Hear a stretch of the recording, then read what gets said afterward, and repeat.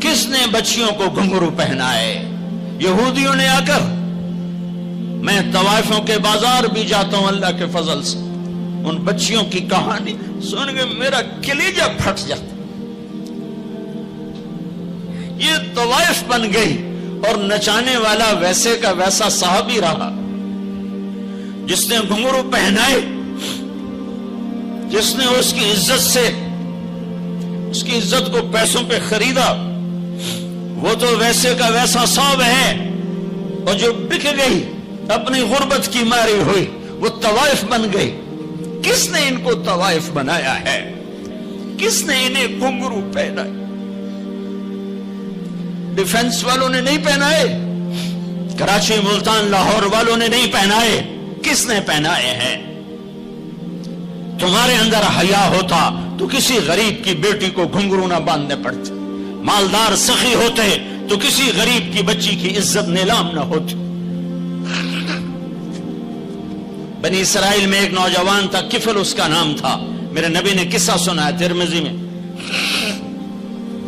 وہ روزانہ نئی لڑکی لاتا تھا اپنی عیاشی کے لیے۔ ایک رات ایک لڑکی کو لے کر آیا، 60 دینار آج کا 30 لاکھ روپیہ ہے، 60 دینار آج کا 30 لاکھ روپیہ ہے۔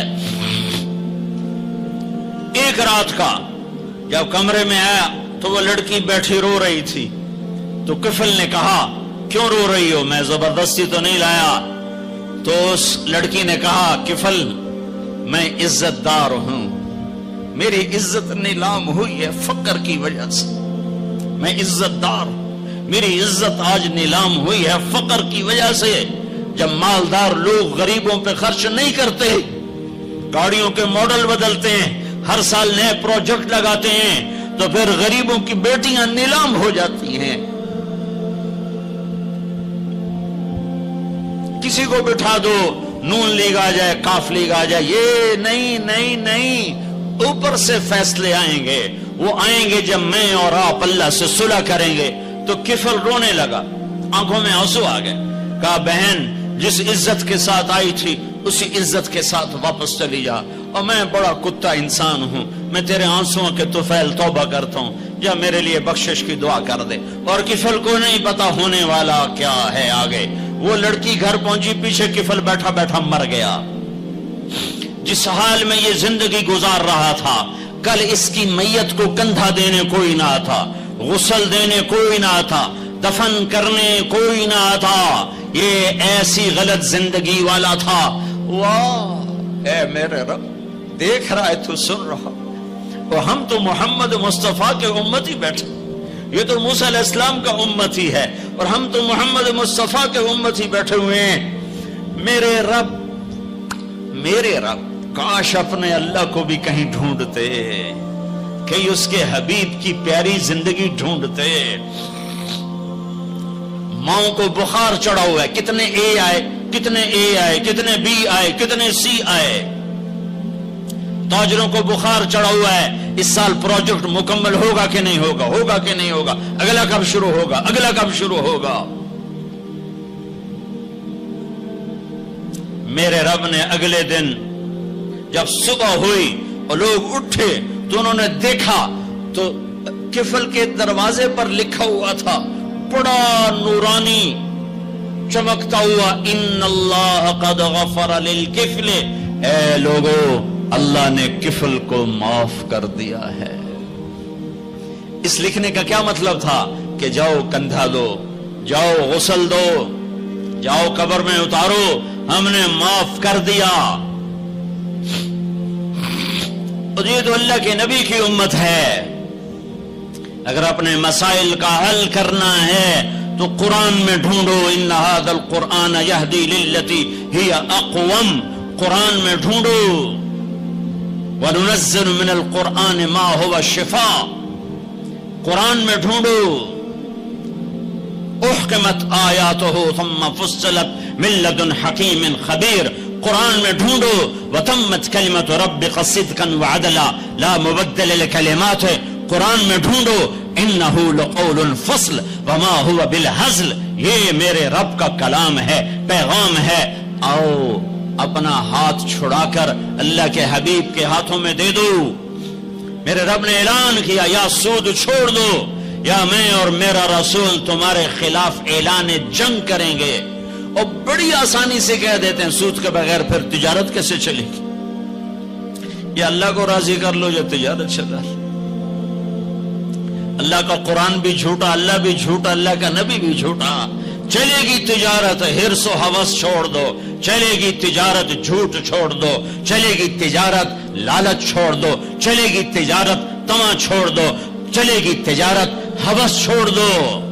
چلے گی اللہ سچا یا میں سچا، میرا نبی سچا یا میں سچا. 100 میں 100 افسر رشوت لیتا ہو، جب ہر طاقتور ظالم ہو، جہاں کا غریب بھی ظالم ہو، جہاں ہر مرد عورت جھوٹ بولے، جہاں ہر آدمی داؤ لگے تو دھوکہ دینے سے باز نہ آئے، ریڑھی والا بھی دھوکہ دینے سے باز نہیں آتا. ہمارا مزدور دھوکے باز ہے کہ 8 گھنٹے کا کام 48 گھنٹے میں کرتا ہے. ہمارا مستری دھوکے باز ہے، 1 ہفتے کا کام 1 مہینے میں کرتا ہے. میں کہاں کہاں اور کیا کیا دکھاؤں. فیصل آباد فجر کی نماز پڑھ کے نکلا سیر کرنے، واپس آیا تو ایک ریڑھی والا نظر آیا دور سے، سفید پگڑی سفید داڑھی. ریڑھی والے عام طور پر ایسے نہیں ہوتے، دنیا کے بھی غریب ہوتے ہیں، دین کے بھی غریب ہوتے ہیں. تو مجھے بڑے پیارے لگے وہ بزرگ. تو میں جب ان کے قریب سے گزرا تو میں نے ان کو ایک دفعہ پھر یوں دیکھا، تو میں نے دیکھا ویسے رو رہے تھے خاموش آنسوؤں کے ساتھ، اور ان کا ایک ہاتھ تھا ریڑھی کے اوپر اور ایک ہاتھ تھا پیٹی کے اوپر، اور ایسے آنسو گر رہے تھے ایسے. میں کھڑا ہو گیا، میں نے کہا بزرگوں خیریت ہے، کیوں رو رہے ہیں؟ تو کچھ بولی نہیں. کھول کر کچھ بولے نہیں، پیٹی میرے آگے ایسے الٹا دی، ساری ریڑھی پر سیب بکھر گئے. جو پہلی لیئر تھی وہ ستھرے سیب تھے، نیچے سارے گلے ہوئے سیب تھے. یہ کسی طاقتور نے دھوکہ نہیں دیا، یہ ایک مزدور نے دھوکہ دیا ہے، ایک باغ خریدنے والے نے دھوکہ دیا ہے، جس نے 1,00,000 2 لاکھ میں سیب کا باغ خریدا ہوگا اور اس نے اپنے گندے بھی نکالے ہوں گے. ہائے ہائے ہائے. وہ کہنے لگے بیٹا میں بہت غریب ہوں. یہ جو انہوں نے بہت پہ زور دیا، یا آج بھی جب میں یہ قصہ سناتا ہوں میرا زخم ایسے تازہ ہو جاتا ہے کہ لگتا ہے وہ بہت کا لفظ پھر خنجر کی طرح میرے دل میں اتر گیا. بیٹا میں بہت غریب ہوں، میں صبح سویرے منڈی جاتا ہوں، ایک پیٹی لاتا ہوں موسم کے پھل کی، عصر تک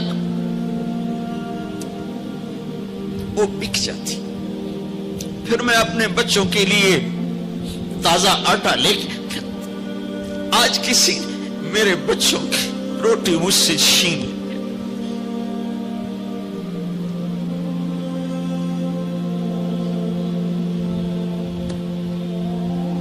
تمہاری پولیس تمہیں امن کیسے دے گی؟ تمہاری فوج تمہیں امن کیسے دے گی؟ جب میں نے تم نے سب نے اللہ اس کے رسول سے بغاوت کا جھنڈا اٹھایا. ان سب بڑے تاجروں نے بینکوں کو آباد کیا ہوا ہے، ان کا رونا کیا روں؟ چھوٹے چھوٹے لوگوں نے بھی سیونگ اکاؤنٹ میں پیسے رکھے ہوئے کہ ہمارے پیسے بڑھ رہے ہیں بڑھ رہے ہیں بڑھ رہے ہیں. کیوں نہیں خیال آتا کہ ہم نے اللہ کے ساتھ اور اس کے رسول کے ساتھ جنگ کی ہوئی؟ نماز چھوڑ دو اللہ ناراض ہے، شراب پیو اللہ ناراض ہے، روزہ نہ رکھو اللہ ناراض ہے، زکات نہ دو اللہ ناراض. یہ تو چھوٹے گناہ.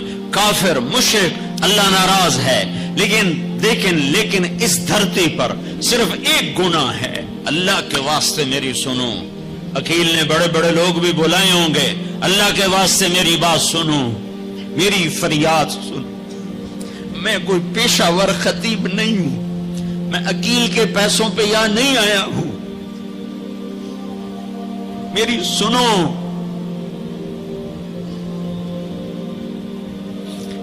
میرا رب کہتا ہے یا سود چھوڑ دو یا پھر میں اور میرا رسول تمہارے خلاف جنگ کریں گے۔